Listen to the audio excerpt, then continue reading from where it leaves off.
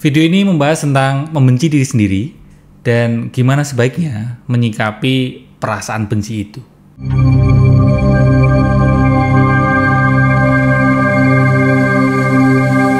Selamat datang di Nguda Rasa.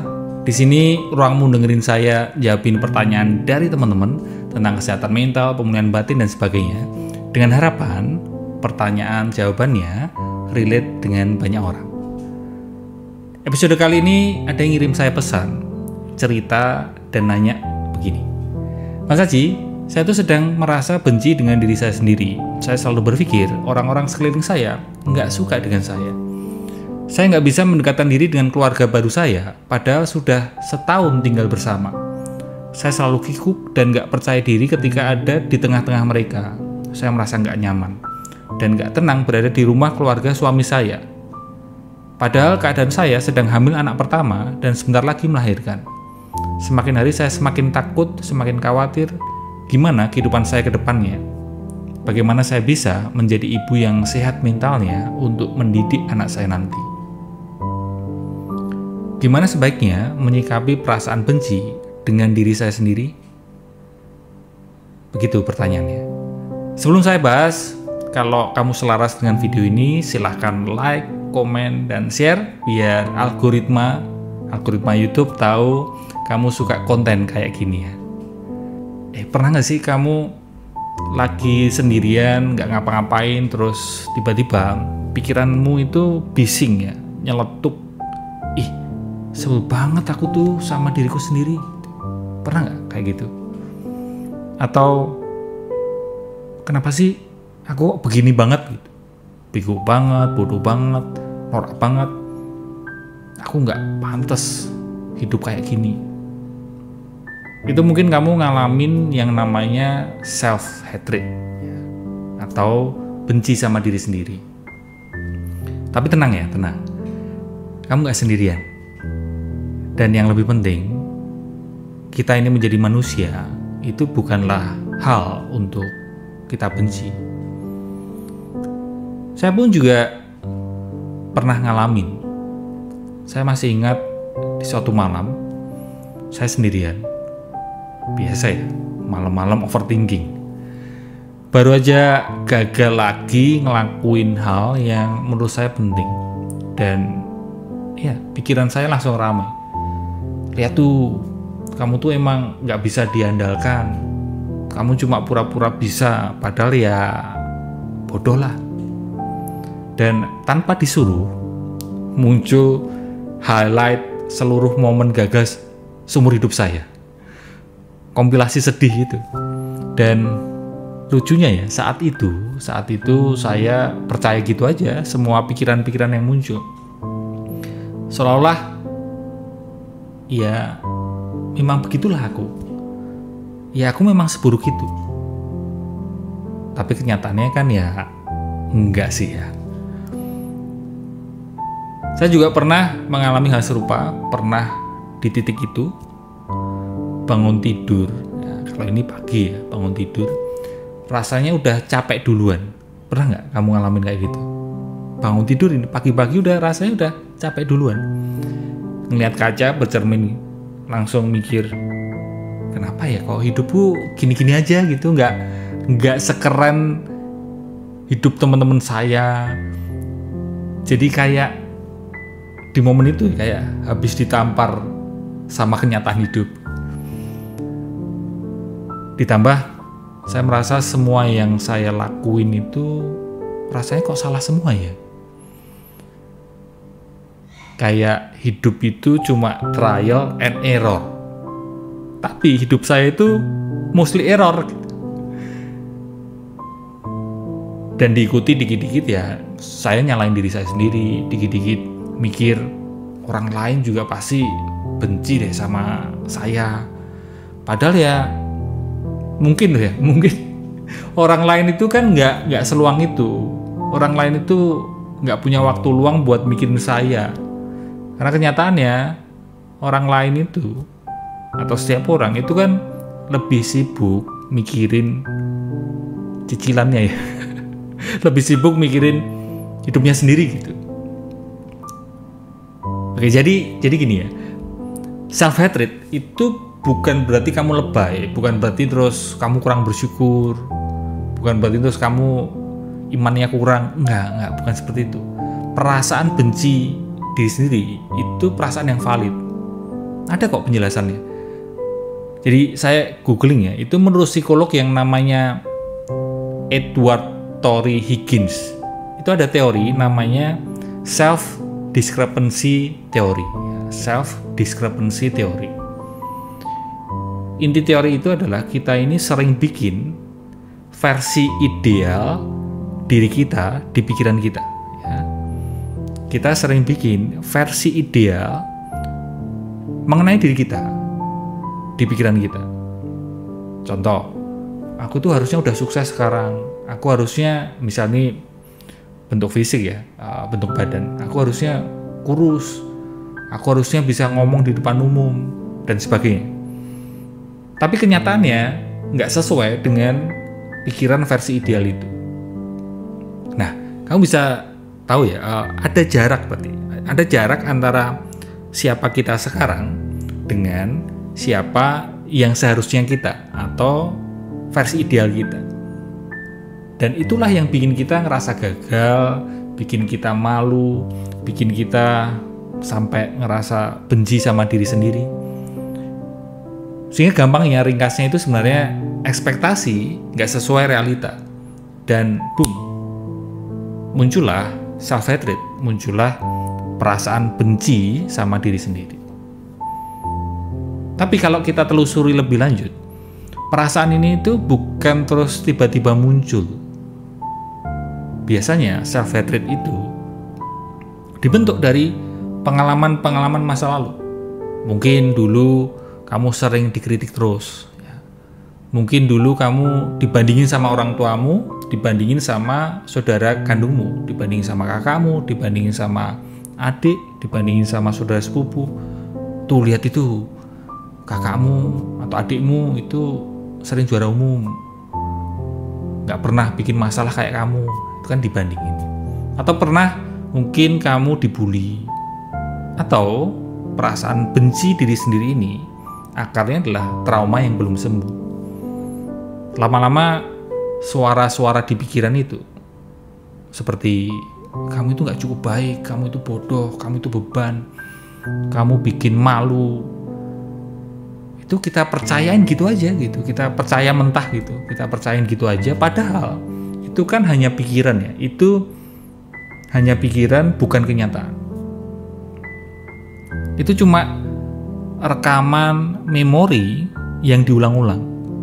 Kayak kalau zaman dulu itu ada kaset ya, kasetnya kusut gitu, rusak, sehingga ketika kita dengerin itu lagunya ya ngulang-ulang terus. Nah kayak gitu. Lalu sekarang ini pertanyaan yang mungkin kamu tanyakan adalah, sekarang pertanyaannya terus mesti gimana? Ketika muncul perasaan benci diri sendiri, terus mesti gimana? Apakah kita harus menggunakan ilmu motivasi? Apakah kita harus jadi motivator? Teriak-teriak di depan kaca, bercermin tiap pagi. Pokoknya tiap ngaca bilang, kamu hebat, kamu luar biasa, kamu keren, kamu percaya diri. Apakah harus seperti itu? Afirmasi-afirmasi positif. Apakah harus seperti itu? Ya, kalau kamu memang nyaman dengan begitu ya itu bagus ya.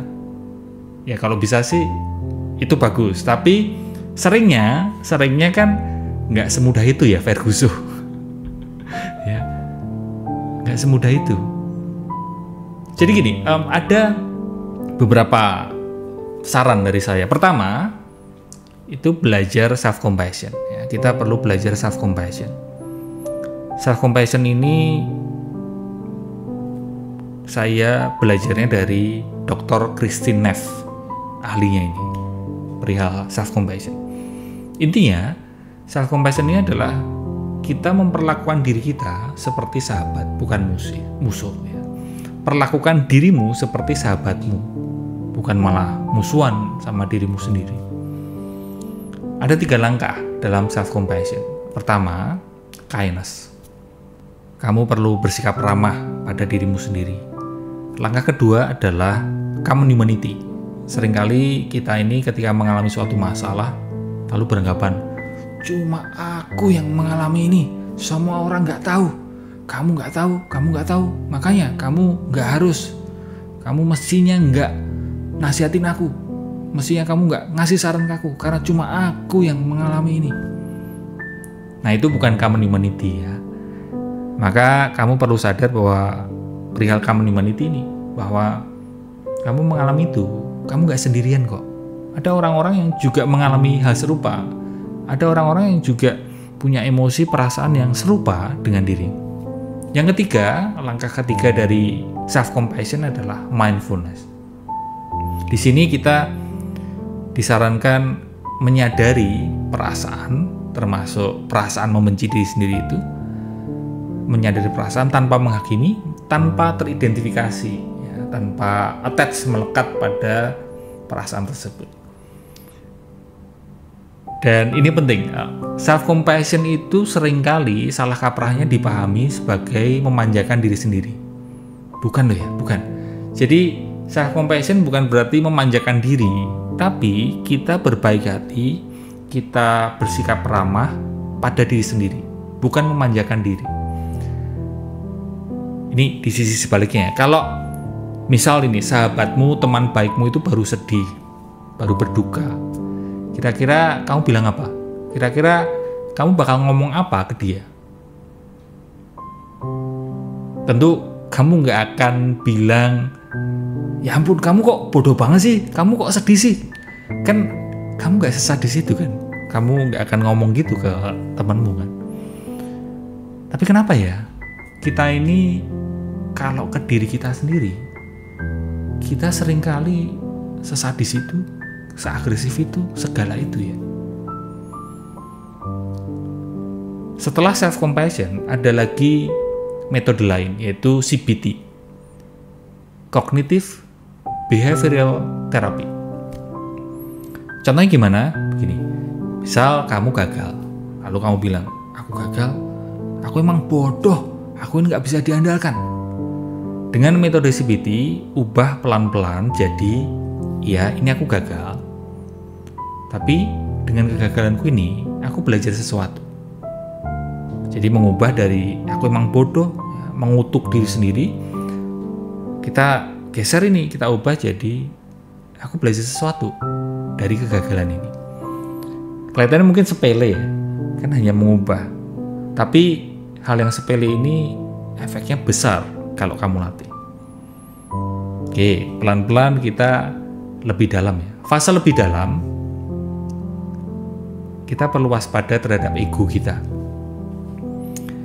Ego itu suka sekali, hobi sekali membenci diri sendiri.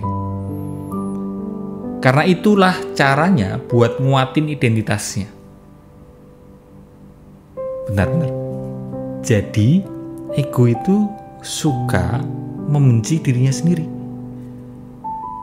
Iya, karena saat kamu benci dirimu sendiri, kamu sedang nguatin identitas egomu. Kamu sedang memperbesar egomu. Aku gagal, aku lemah, aku bodoh, dan sebagainya, suara-suara semacam itu. Itu semua kan narasi-narasi ego. Dan semakin kamu mempercayai narasi-narasi ego itu, ego makin senang. Karena dia jadi ada. Karena dia jadi menguat, membesar. Lalu berikutnya, yang kamu perlu tahu juga, yang kamu pikir sebagai dirimu, yang kamu pikir sebagai diri kamu, itu bukanlah kamu. Lalu itu siapa? Atau itu apa yang selama ini kamu pikir sebagai dirimu itu sebenarnya apa sih? Itu kan cuma suara-suara di pikiran. Itu adalah suara-suara di kepalamu. Nah, mungkin biar lebih mudah dipahami, bayangin kamu lagi duduk ini ya, duduk. Terus ada orang di sebelah kamu yang dia itu cerewet ya, dia itu nonstop ngomongnya gini, kamu tuh jelek, kamu gak pantas, kamu bodoh, kamu pasti gagal. Kira-kira kamu bakal bilang apa ke orang itu? Ya kurang lebih kamu akan bilang gini kan, bisa diem gak sih gitu ya.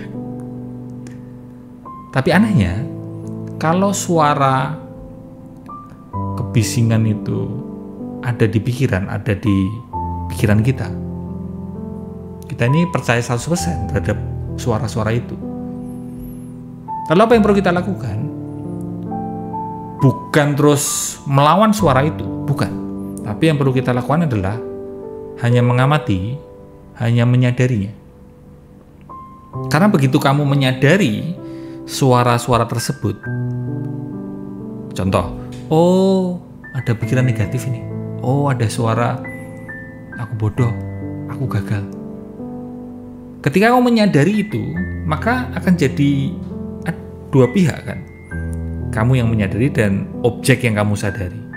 Karena begitu kamu menyadari itu, kamu udah bukan lagi si suara itu, kamu udah bukan lagi si pikiran itu. Kamu adalah kesadaran, kamu adalah subjek. Kamu adalah kesadaran yang mengamati suara atau mengamati, menyadari pikiran-pikiran. Kamu mengamati, menyadari objek itu.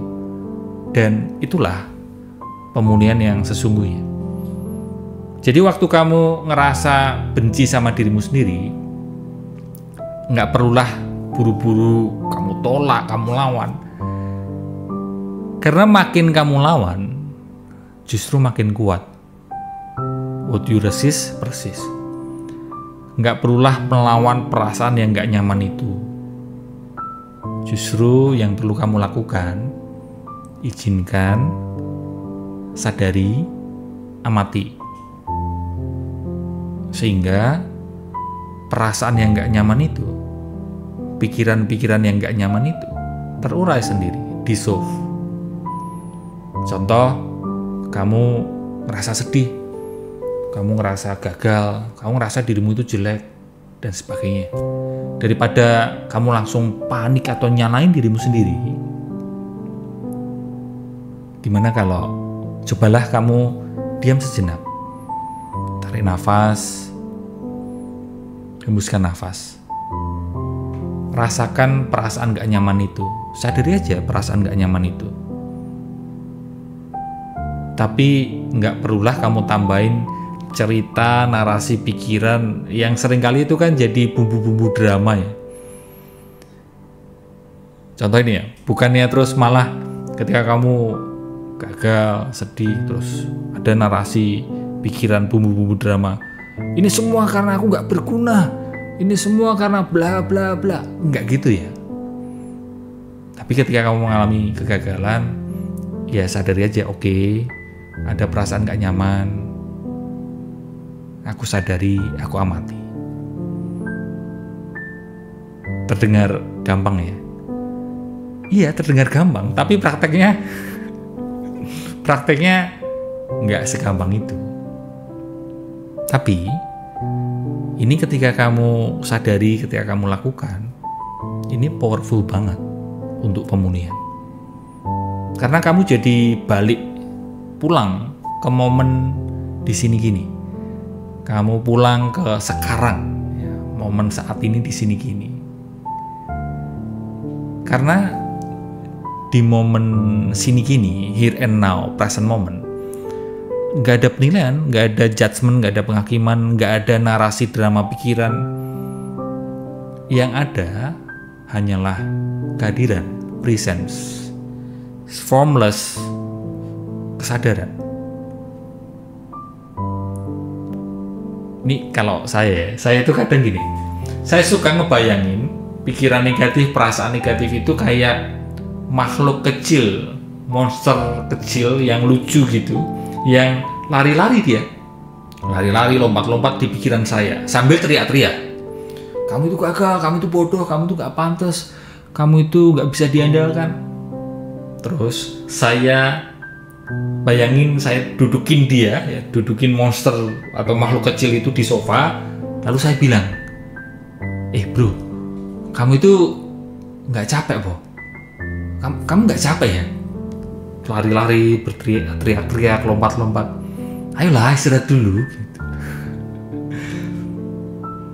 Jadi kembali lagi tadi ya, izinkan, sadari, amati.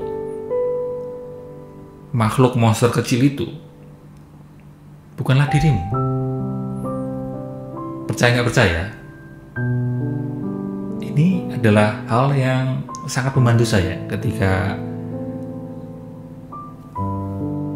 saya dudukin monster atau makhluk kecil itu dan saya bilang seperti tadi.